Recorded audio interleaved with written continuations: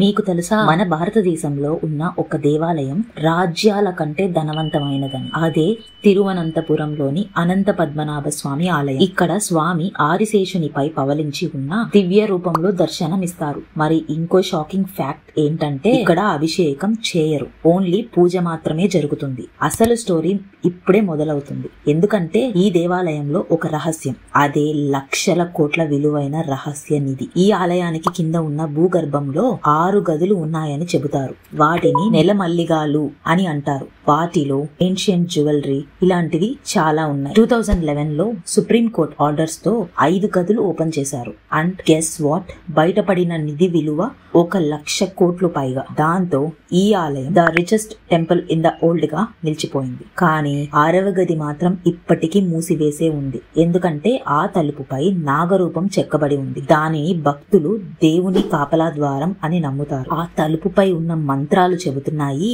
దేవుని ఆజ్ఞ లేకుండా ఈ తలుపు తీయవద్దు అని. ఇక శాస్త్రవేత్తలు ఏం చెప్తారంటే ఆ గదిలో toxic gases or air pressure ఎక్కువగా ఉండవచ్చు, అందుకే అక్కడ పాములు కాపలా కాస్తున్నాయనే నమ్మకం ఏర్పడిందని కానీ భక్తుల నమ్మకం మాత్రం వేరే స్థాయిలో ఉంది.